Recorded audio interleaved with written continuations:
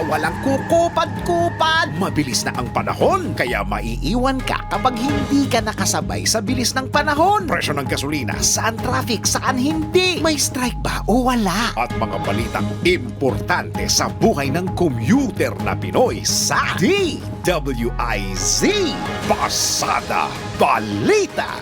Live sa DWIZ AM Metro and Mega Manila. DWIZ News FM Regional Stations. Aliw Channel 23 at nakalive din sa lahat ng DWIZ digital accounts. Kasama ang magbibigay ng kakaibang drive sa umaga. John Ibanez. DWIZ Pasada Balita. Tuloy sa pagbabalita ng tama. Paglilingkod ng tama.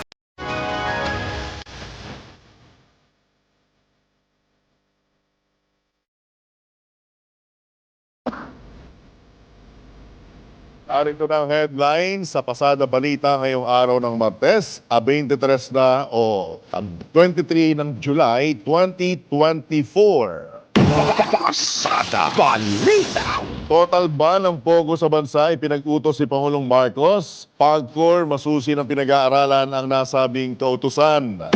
Pasada Balita. Senators Go at De La Rosa inisnab ang ikatlong SONA. Pasada Balita. Bagyong Karina, napanatili pa ang lakas. Pasada Balita. Sa balitang pangkalakalan, foreign loan ng Pilipinas bumaba ayon sa Bangko Sentral ng Pilipinas. Pasada Balita. Balita sa ibayong dagat, 25 katao patay sa malawakang pagbaha sa China. Pasada Balita. At sa balitang pampalakasan, 4-point shot sa PBA ipatutupad na. Bawal ang babagal-bagal. Bawal ang kukupad-kupad. Pasada Balita. Magandang maulang umaga Luzon, Visayas, Mindanao, Pilipinas. Ako po ang inyong tagapaghatid balita, Johnny Ibanez. Pasada Balita. At ngayon, pasadahan na natin ang mga nagbabagang balita. Pasada Balita. Tuluyan ang ipinagbawal ni Pangulong Ferdinand Marcos Jr. ang operasyon ng lahat ng mga Philippine offshore gaming operators sa bansa.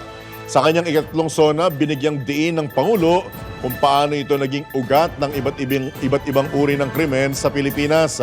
Iginit din ng Pangulo na isang pambabastos sa batas ng bansa ang patuloy na operasyon ng mga pogo.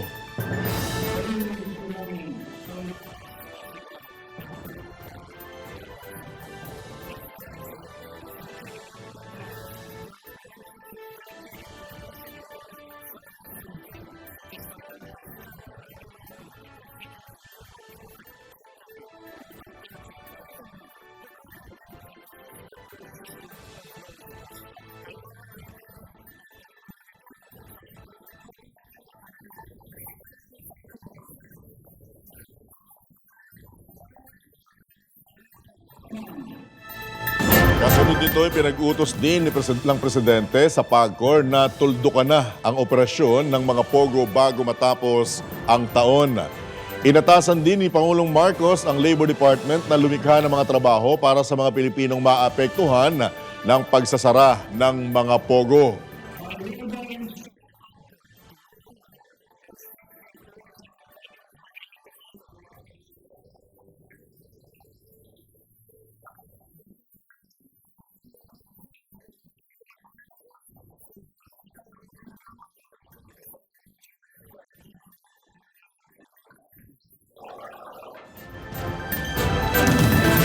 Yan po ang tinig ni Pangulong Ferdinand Marcos Jr. sa kanyang ikatlong State of the Nation address.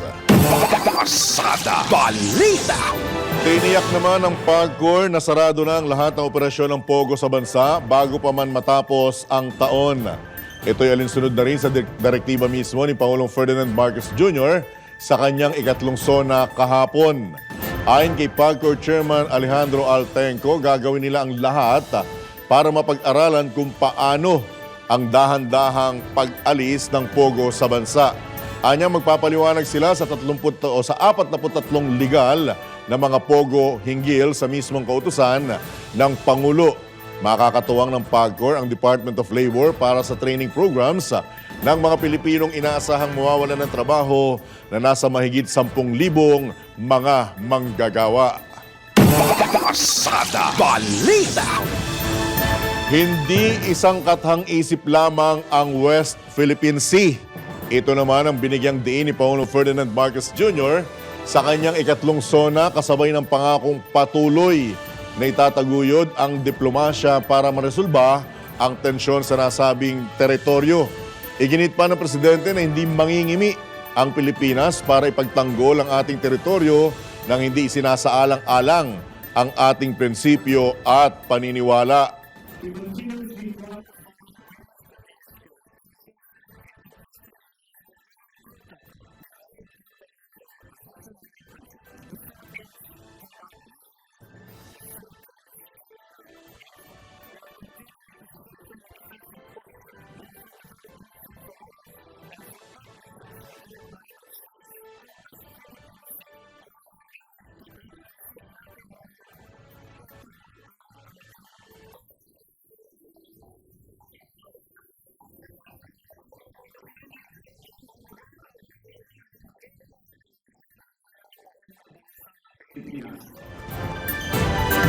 Yan po ang tinig paninindigan ni Pangulong Ferdinand Marcos Jr. sa kanyang ikatlong State of the Nation address. Pasada Balita. Umani naman ang standing ovation ang ikatlong State of the Nation address ni Pangulong Ferdinand Marcos Jr. kahapon. Bukod sa mga napagtagumpayang proyekto ng administrasyon, ibinida o highlight din ng ikatlong SONA ng Pangulo ang deklarasyon nitong tuluyang pagbabawal sa operasyon ng lahat ng pogo sa bansa, gayon din ang paninindigang sa Pilipinas at tanging sa bansa lamang ang West Philippine Sea. Suportado naman ng International Chamber of Commerce of the Philippines Incorporated ang naging desisyon ng Pangulo at iginiit na ang pagban sa pogo ay nagpapakita ng pagtugon sa mga isyong panlipunan at pang-ekonomiya. Matatanda ang ilang mga kongresista at senador at mga kalihim na ang nanawagan kay Pangulong Marcos para sa tuluyang pagbabawal sa operasyon ng pogo. Pasada Balita. Samantala, ikatlong SONA ni Pangulong Marcos makatotohanan at komprehensibo ayon mismo kay Senate President Escudero. Detalye mula kay Patrol 19, Celi Ortega Bueno. Makatotohanan, tapat at komprehensibo. Ganito ay sinalarawan ni Senate President Jesus Escudero ay ikatlong State of the Nation address ni Pangulong Bongbong Marcos Jr. Para kay Escudero, ang pinaka-highlight sa unang bahagi ng SONA ay ang pagtalakay ng Pangulo sa mga usapin sa bigas, agrikultura, seguridad sa pagkain at ang pinalampakan. At nag-standing ovation ng mga nakinig ng SONA ay nagsabihin ng Pangulo na sa atin ang West Philippine Sea at gayon din ang pagbabawal na sa pogo. Halos nagkakaparehoan niya ang binigyan niyang atensyon sa kanya namang speech sa pagbukas ng session at ang nilaman ng SONA ni Pangulong Marcos. Dahil ayon kay Escudero, kapwa nakafocus sa mga programa na naglalayong mapabilis ang programa sa kalusugan, edukasyon, trabaho, mapabilis ang konstruksyon ng tren, kalye, tulay at paliparan at mapagaan ang pasanin ng publiko dulot ng mataas na presyo ng bigas, kuryente at gayon din mapagaan ang pasanin ng ating mga OFW. Kaya pinuri ni Escudero ang Pangulo dahil sa mahusay at perpekto na talumpati ninihag nito sa harap ng publiko at nagpakita rin anya ito na nakikinig at may pagkalinga sa sambayan ng Pilipino ang Pangulo. Ito sa Patrol 19, Celi Ortega Bueno, para sa impinang metodong lakas sa DWIZ. Nagbabalita ng tama, naglilingkod ng tama. Kapag may bagong balita, naka-on air, agad-agad, DWIZ Patrol Report. Issue sa bigas ang unang tinalakay ni Pangulong Ferdinand Marcos Jr. sa kanyang ikatlong SONA. Ipinagmalaki ng Pangulo na umabot sa mahigit 20 milyong tonelada ng palay ang kabuuang naani sa bansa na pinakamataas mula noong 1987. Gayunman, inamin din ni Pangulong Marcos na hindi ito sapat para punan ang pangangailangan ng buong bansa. Kaugnay nito, binigyang diin ng Pangulo na mas tututukan ang pamahalaan ng lokal na produksyon ng bigas at mapataas pa ang supply nito upang matiyak na walang magugutom na Pilipino. Ngunit, lokal na produksyon pa rin ang ating mas bibigyan ng halaga.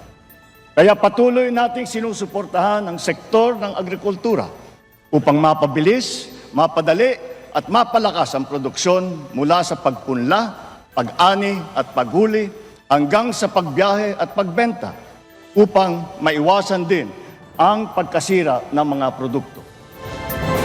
Samantala, inilahad din ni Pangulong Marcos ang mga suportang ipinagkaloob ng pamahalaan sa sektor ng agrikultura at pangisdaan.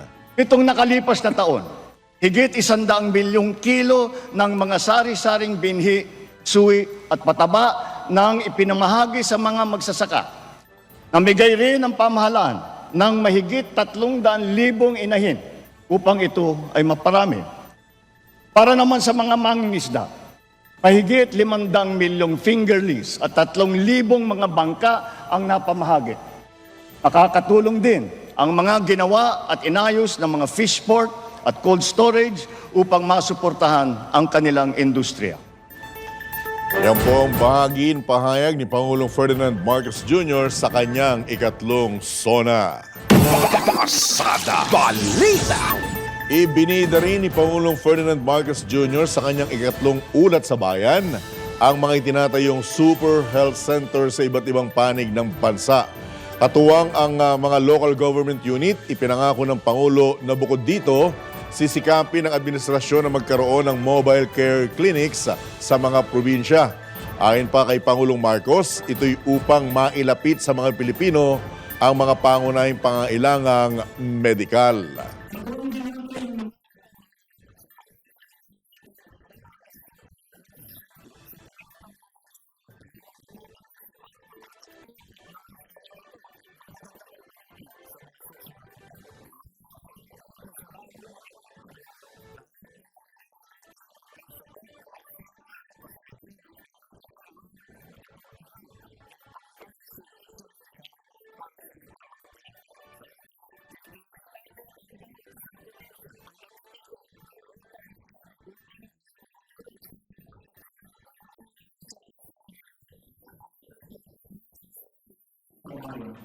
Ipinagmalaki rin ng Presidente ang mga inilang programa ng pamahalaan na layong iangat ang bilang ng mga manggagawa sa health sector.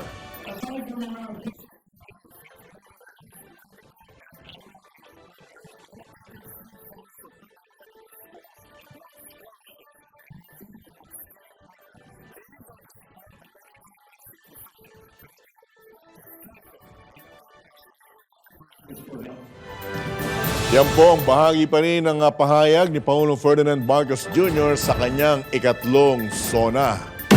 Pasada Balita! Isa naman ang energy sector sa mga tinututukan ng kasalukuyang administrasyon. Sa ikatlong SONA ni Pangulong Ferdinand Marcos Jr., binanggit ng Pangulo ang pagbusisi sa Electric Power Industry Reform Act o EPIRA Law upang malaman kung napapanahon na upang amyendahan ito. Kaugnay nito, nanawagan ng Pangulo sa Kongreso na pagtulungan ang pagpapababa ng presyo ng kuryente sa bansa. Hinihiling ko sa Kongreso na pagtulungan na natin ito alang-alang sa kapakanan ng mga Pilipino. Sa taas ng presyo ng kuryente sa bansa, nahihirapan hindi lamang ang mga negosyante, kung hindi lalo na ang taong bayan. Ibinida naman ni Pangulong Marcos sa mga programa ng pamahalaan tulad ng Lifeline Rate Program para sa mga mahihirap, pansamantalang suspensyon ng feed-all tariff sa electric bills at anti-bill shock program. At pang-apat, ang naging pagsuspindi ng wholesale electricity spot market noong panahon na nag-red alert sa Luzon at Visayas grid. At ang panghuli, mga refund at pagpapatanggal ng mga sobrang singil sa consumer tulad ng franchise fee. Yan po ang tinig ni Pangulong Ferdinand Marcos Jr. sa kanyang ikatlong SONA. Pasada Balita. Sa pagkakataon pong ito, tayo po'y pinalad na makakausap si PAOK Executive Director Undersecretary Gilbert Cruz. Yusek Cruz, good morning po. Johnny Bañez, live na po tayo sa DWIZ at Aliw Channel 23. Good morning dyan at sa mga nakikinig at nanonood ng programa natin. Magandang umaga po sa inyong lahat. Apo, maraming salamat Yusek Cruz sa muling pagpapaunlak ng panayam. Yung pong binigyang diin ng Pangulong Marcos kahapon na total ban sa lahat po ng operasyon ng Pogo sa bansa. Ano pong unang reaksyon ninyo, Yusek Gilbert Cruz, nang inyong pong mapakinggan ang pahayag na ito ng Pangulo? Yusek? Yusek? Alright, mukhang naputol sa linya. Alright, hihingan lang natin ng pahayag at ika ngay reaksyon ang tagapamuno ng PAOK dahil sila yung nangungunang ahensya ng pamahalaan na andyan na ulit.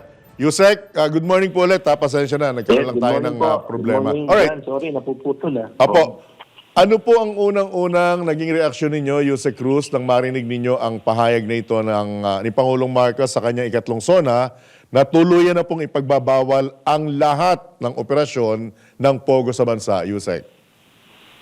Alam mo, sobrang galit kami, ako, especially ako, Jan, na sobrang akong natuwa. Halos maluha-luha ako, no? Kasi nga, ang laki ng hirap namin, tapos nakita namin talaga first hand kung ano talaga yung resulta ng mga pogo na hinuli natin. Ano yung kasamaan na naidudulot nito. First hand nakita namin yung mga biktima, nakakausap namin. First hand nakita namin yung mga namatay, yung mga tinorture. So, at least dito nakita namin na talagang yung puso talaga ng ating mahal na presidente nasa pagmamahal sa tao at sa ating bayan. Apo. So, yung hirap na ginawa po ng ating law enforcement agencies like the National Police, the Bureau of Immigration, the National Bureau of Investigation, the DILG, nakita ko nagbunga, no? Pati yung iyakat natin, yung DOJ, malaking tulong nila, lalo na sa papatayo ng kaso na ipanapat. Pinafile po natin sa mga culprits. At gayon din po yung AMLAC sa pag-iimbestiga nila. No? Malaki po yung hirap ng bawat isa dito. At ito ay tagumpay, hindi lang ng mga units na sabi ko, but ito ay tagumpay para sa future ng mga Pilipino. Apo. Yusek Cruz, ikinagulat mo po ba na ganito ang naging gigil at paninindigan ni Pangulong Marcos kontra sa operasyon ng lahat ng Pogo sa bansa, Yusek? Ako, talagang I always expect for best. Pagdating ko sa mga desisyon po ng ating mahal na Pangulo. Alam ko po na lagi po siya nakatuon kung ano yung ikabubuti ng nakakarami. So, pag-country ko, ini-expect na ganun mo talaga. But positive po ako na may gagawin po siya dito sa problema po na Pogo. Even before ako, hindi pa po siya nag-ano. At ibig po bang sabihin nito, Yusek Cruz, darating ang panahon na talagang gagaang hanggang sa tuluyan ng mababawasan ang trabaho ninyo at makapagpo-focus naman kayo sa iba pang ikangay assignment ng PAOK, Yusek? Opo, 6 months lang naman po ito hanggang sa katapusan. So, tingin ko sapat na po yung panahon na yun para maklear po natin sa problema na idinudulot po ng mga Pogo itong ating bansa.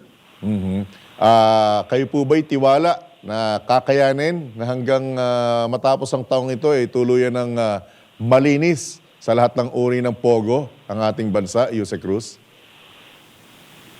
Tingin ko naman po kakayanin kasi nung nagsimula po tayo ng kampanya laban po sa Pogo, parang mabigat po ang dating.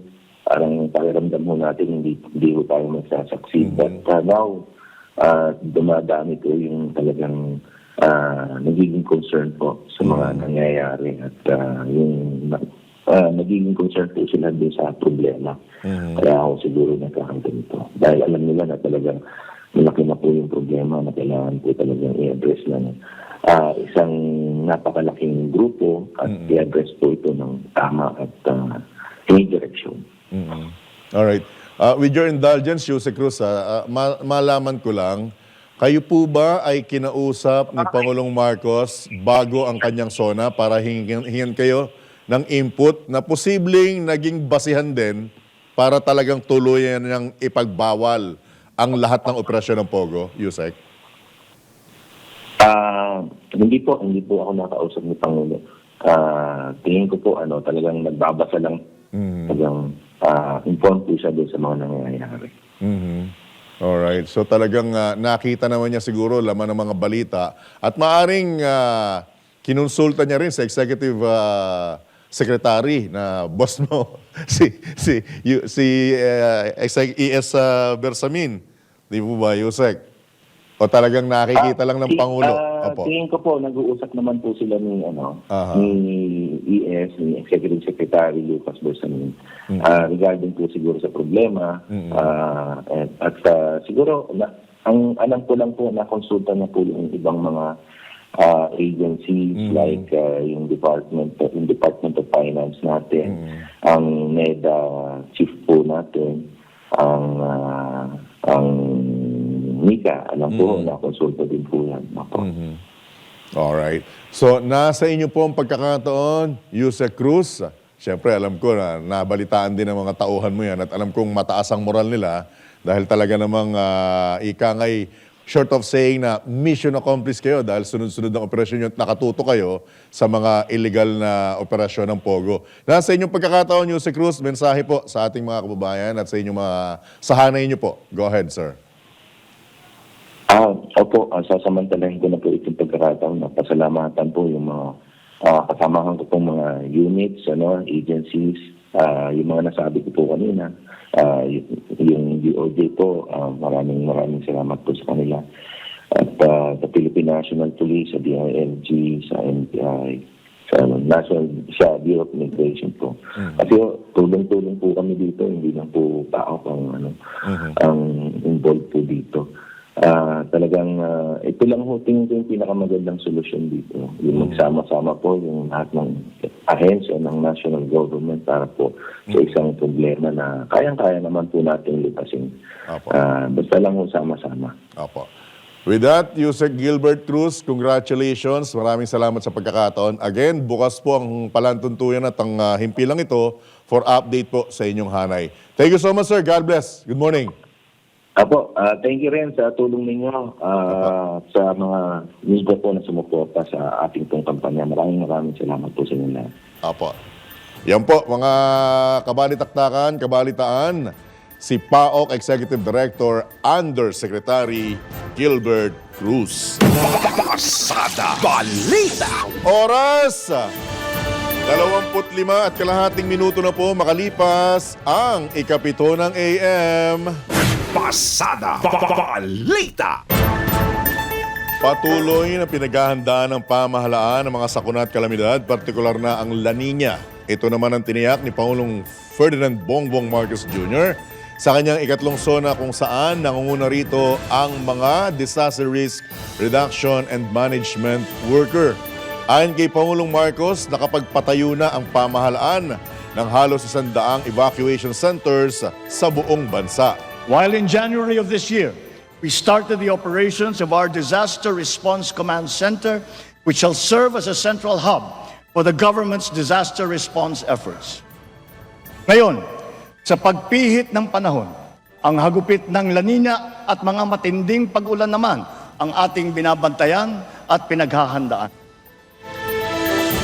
Ipinagmalaki rin ng Pangulo ang mga natapos ng flood control project sa nakalipas na taon. Ayon kay Pangulong Marcos, bukod sa mahigit 5,000 flood control projects, marami pang isinasagawang proyekto sa buong bansa. Isa na rito ay ang Flood Risk Management Project sa Cagayan de Oro River na magbibigay ng pangmatagalang proteksyon sa mahigit 600 ektarya ng lupa at 60,000 nating mga kababayan. Isa pa ay ang proyekto sa Pampanga Bay na magsisilbing karagdagang lunas sa mga pagbabaha. Bahagi pa rin po ng tinig ni Pangulong Ferdinand Marcos Jr. sa kanyang ikatlong SONA. Pasada Balita. Hindi dumalo sa ikatlong State of the Nation address ni Pangulong Ferdinand Marcos Jr. sina Senators Bongo at Ronald De La Rosa. Paliwanag ni Senator Go, kailangan niyang magpa-stress echo upang masigurong nasa maayos na kalagayan ang kanyang pangangatawan at kalusugan. Gayunman, sinabi ni Senator Go na pinanood niya ang pag-uulat sa bayan ni Pangulong Marcos at iginiit na binantayan ang mga pangako ng administrasyon para sa taong bayan. Samantala, hindi naman naglabas ng anumang pahayag si Senator De La Rosa hinggil sa hindi pagpunta sa ikatlong SONA. Nabatid na kapwa dumalo ang dalawang senador sa muling pagbubukas ng sesyon ng Senado kahapon ng umaga. Pasada Balita. Hindi naman nanood ng ikatlong SONA ni Pangulong Ferdinand Marcos Jr. si Vice President Sara Duterte kahit sa live broadcast. Ayon kay VP Sara, meron siyang mga ginawa buong maghapon sa Bohol kaya't wala na siyang oras para manood ng SONA. Isa sa pinagkaabalahan ng Vice Presidente kahapon ang pagbibigay galang sa yumaong acting governor ng Bohol na si Dionisio Victor Balite. Una nang inihayag ng pangalawang Pangulo na hindi siya dadalo sa ikatlong SONA ni Pangulong Marcos at itinatalaga niya ang kanyang sarili bilang designated survivor. Pasada Balita. Binigyan naman ni House Speaker Martin Romualdez ng perfect score na 10 out of 10 ang performance ni Pangulong Ferdinand Marcos Jr. sa katatapos pa lamang na ikatlong SONA kahapon. Ayon kay Speaker Romualdez, nagpakita ng malakas na pamumuno ang presidente at gumawa rin ito ng mga makabuluhang hakbang sa pagtupad sa kanyang mga pangako mula sa nakaraang mga SONA. Binigyan din ng leader ng Kamara na mananatiling nakatutok ang mababang kapulungan sa pag-aproba ng mga pinaka-kinakailangang panukala kabilang na ang mga priority measures na tinukoy noong nakaraang LEDAC meeting, gayon din sa nakaraang SONA. Ipinagmalaki rin ng House Speaker ang tagumpay ng House of Representatives na maipasa ang mga batas na nakatutulong sa bawat Pilipino. Pasada Balita. Generally peaceful naman ang ikatlong SONA ni Pangulong Ferdinand Marcos Jr. Ito ayon kay PNP Chief Colonel o PNP-PIO Chief Colonel Jean Fajardo kung saan wala anyang naitalang untoward incident ang pambansang pulisya sa ikatlong SONA. Nagpasalamat naman ang PNP sa lahat ng grupo maging pro o anti-government dahil ginawa ng mga ito ang kanilang mga aktibidad ng maayos at mapayapa. Batay naman sa datos ng PNP National Capital Region Office, nasa 4,000 pro-government ang nakaisa habang nasa 3,500 naman ang mga anti-government protesters. Pasada Balita. Ipinagmalaki rin ni Pangulong Ferdinand Marcos Jr. sa kanyang ikatlong SONA ang anti-illegal drug campaign ng kanyang administrasyon. Ayon kay Pangulong Marcos, bagamat hindi madugo, tagumpay naman ang pagpapatupad ng pamahalaan ng kasalukuyang kampanya kontra illegal na droga. Magpapatuloy anya ito alinsunod sa batas at kanyang tinaguriang 8 E's strategy at iba pang hakbang upang sugpuin ang nasabing problema. Sa ilalim ng administrasyon, idinagdag ni Pangulong Marcos na dumami naman ang mga hinatulan sa kasong may kaugnayan sa illegal na droga. Our bloodless war on dangerous drugs adheres and will continue to adhere to the established 8 E's of an effective anti-illegal drug strategy. Extermination was never one of them. And yet, in more than 71,500 operations, it has resulted in the seizure of more than 44 billion pesos worth of illegal drugs and the arrest of more than 97,000 drug personalities. More than 6,000 of those arrested were high-value targets. 440 of them were government employees, of whom 42 were uniformed personnel. 77 were elected officials. So to further paralyze our operations, dirty money and assets worth more than 500 million pesos have been frozen and preserved. With strong case buildup and efficient prosecution, the drug conviction rate is at a high of 79%. Yan po ang bahagi ng pagmamalaki sa kanyang ikatlong sona ni Pangulong Ferdinand Marcos Jr. Pasada Balita. Parang short of saying, mga kabalitaan-kabalitaktakan na hindi naman kinakailangang maging madugo ang kampanya kontra illegal na droga. Pasada Balita. Ang pahayag na hindi naman kinakailangan ng extrajudicial killings upang maging matagumpay ang isang partikular na kampanya ng pamahalaan. Kung totoo nga na mayroong mga EJK. Pero base po sa mga pahayag at sa mga resulta ng ilang mga isinagawang investigasyon maging ng Kamara, mukhang meron niyang nabiktima ng tinatawag na EJK. Pasada Balita. Bubuo ng task force ang PNP para imbestigahan ang pagkalat ng peking video ni Pangulong Ferdinand Marcos Jr. kaugnay sa paggamit ng ilegal na droga. Ayon kay Interior and Local Government Secretary Benhur Abalos, pangungunahan ng PNP Anti-Cybercrime Group ang task force para patunayan na deepfake ang naturang video. Una nang sinabi ng Presidential Communications Office na kaduda-duda ang pagpapalabas ng video na galing sa grupong Maisog at inilabas sa isang rally sa Los Angeles, Amerika. Tiniyak naman ni PNP Chief General Romel Francisco Marbil na mananagot sa batas ang responsable sa naturang video. Pasada Balita. Samantala, binigyang diin ni Senate President Francis Chis Escudero na hindi magiging prioridad ng Senado ang pagpasa sa panukalang diborsyo at death penalty. Sa pagbubukas ng ikatlong sesyon ng 19th Congress, sinabi ni SP Escudero na hindi tututukan ng Senado ang mga panukalang nabanggit, ngunit hindi naman ito nangangahulugan na hindi ito tuluyang tatalakayin. May iba't ibang prinsipyo anya ang 23 senador kaya't idadaan na lamang nila sa botohan ang kanilang paniniwala, anuman ang maging opinyon sa kanila ng publiko. Matatandang inaprubahan ng Kamara ang divorce bill bago magtapos ang ikalawang regular session noong May 22. Pasada Balita. Sa iba pang tampok na balita, napanatili ng bagyong Karina ang lakas nito habang tinatahak ang hilagang kanlurang direksyon o East Philippine Sea sa bilis na 10 kilometro kada oras. Huling namataan ng pag-asa ang bagyo sa layong 380 kilometers sa silangang bahagi ng Apari, Cagayan. Ayon sa pag-asa, aabot sa 130 kilometro kada oras ang lakas ng bagyo habang ang pagbugso nito aabot sa 160 kilometro sa kada oras. Nakataas na ang signal number 1 sa Batanes, Babuyan Island, hilagat silangang bahagi ng Cagayan, silangang bahagi ng Isabela, hilagang bahagi ng Apayao, hilagang bahagi ng Ilocos Norte, hilagang bahagi ng Aurora, Polillo Islands, Calaguas Islands at hilagang bahagi ng Catanduanes. Pasada Balita.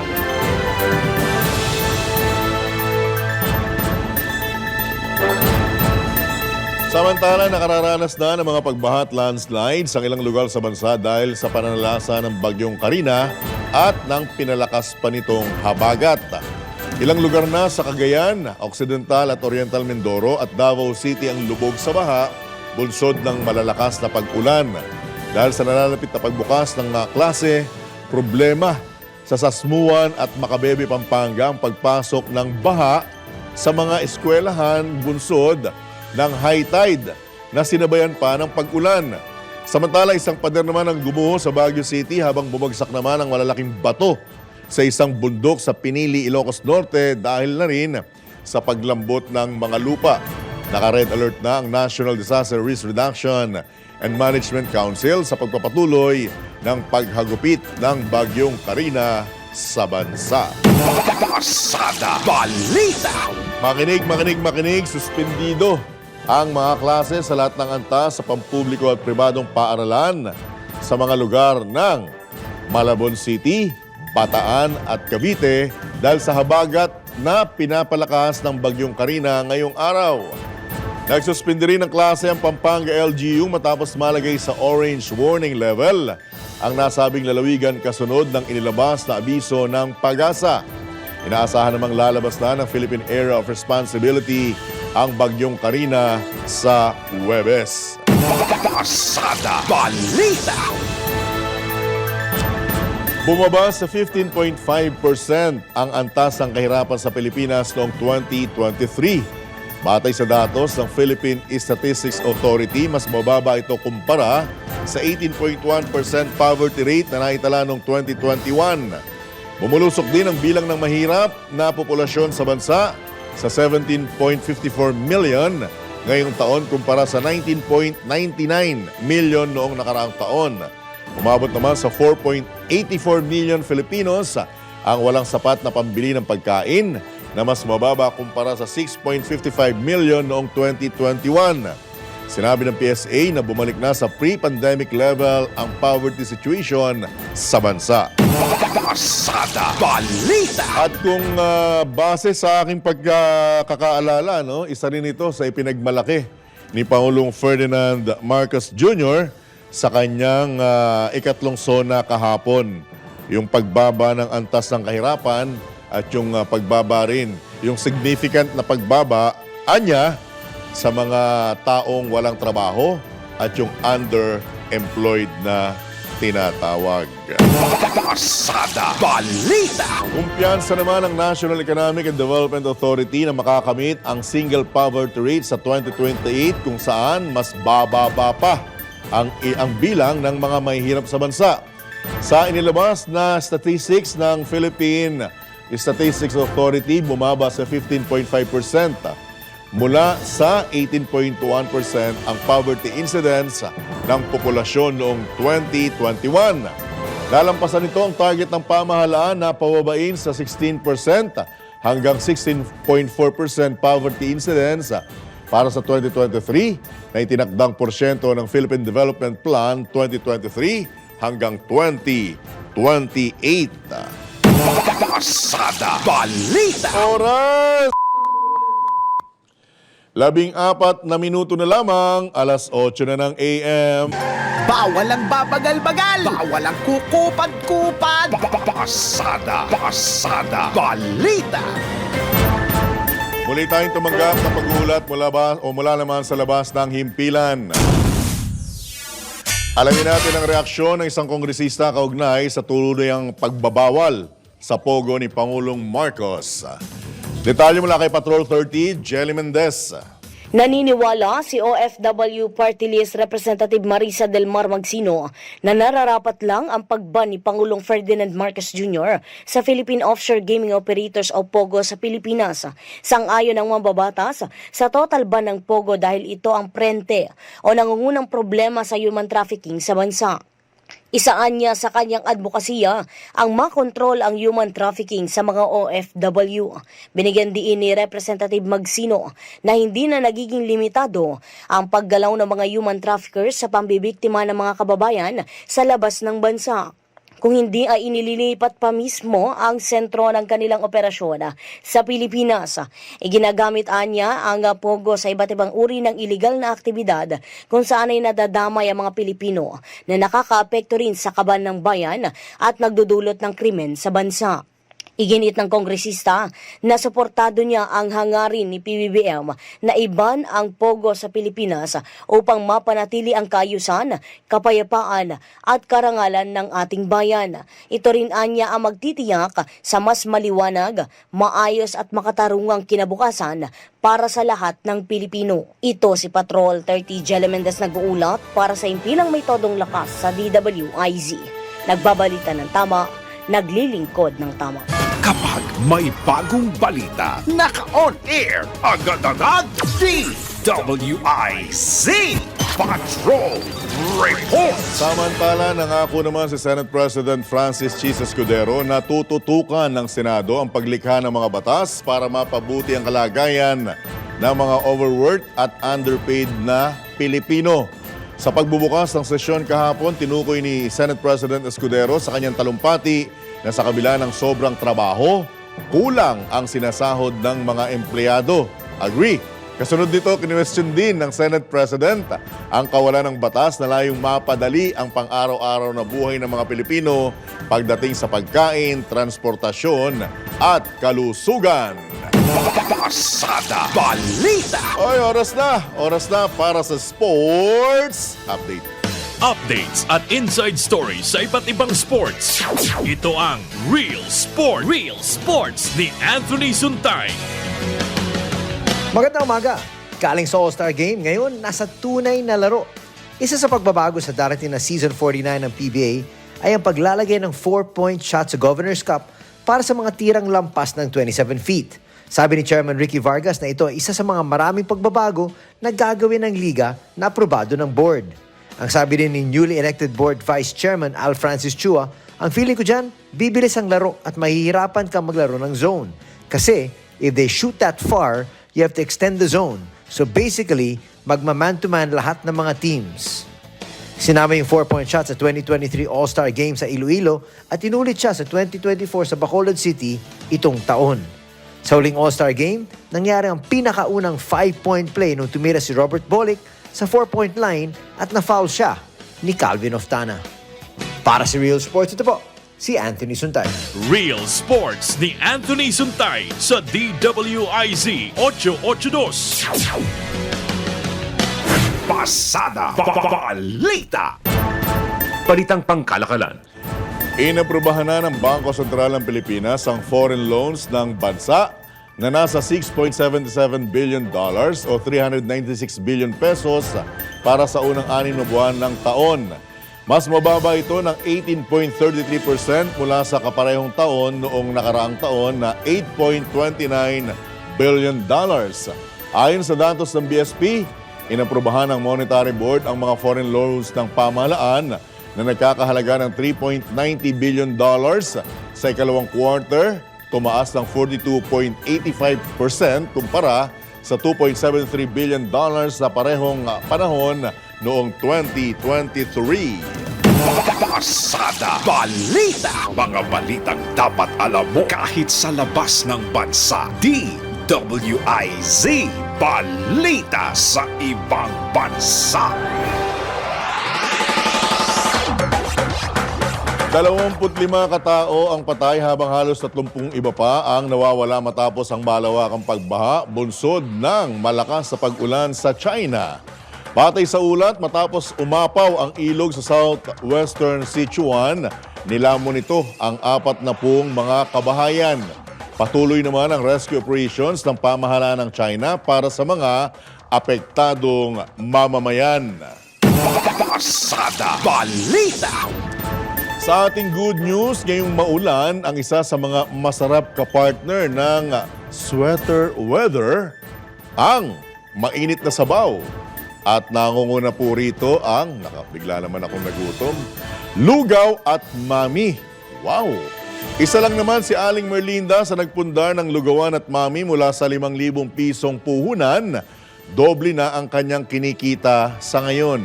Ayon kay Arling Merlinda, nang dahil sa lugaw at mami, napagtapos niya sa kanyang sa pag-aaral ang kanyang mga anak at apo.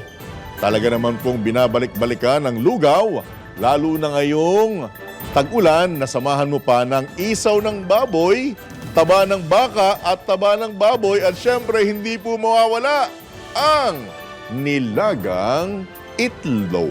Ay, Pasada Balita. bigla akong ginutom. At sumayin niyo po ang isa namang edisyon ng inyong nag-iisang Pasada Balita. Dito lamang po yan sa DWIZ. Nagbabalita ng tama, naglilingkod ng tama. Ako po ang inyong naging kabalitaan at kabalitaktakan, Johnny Bañez, ang tabayanan na ang palatuntunang Karambola, oras sa hudyat, alas 8 na ng AM. Woo! Ingat, maulan! Woo! Bawal ang babagal-bagal. Bawal ang kukupad-kupad. Mabilis na ang panahon, kaya maiiwan ka kapag hindi ka nakasabay sa bilis ng panahon. Presyo ng gasolina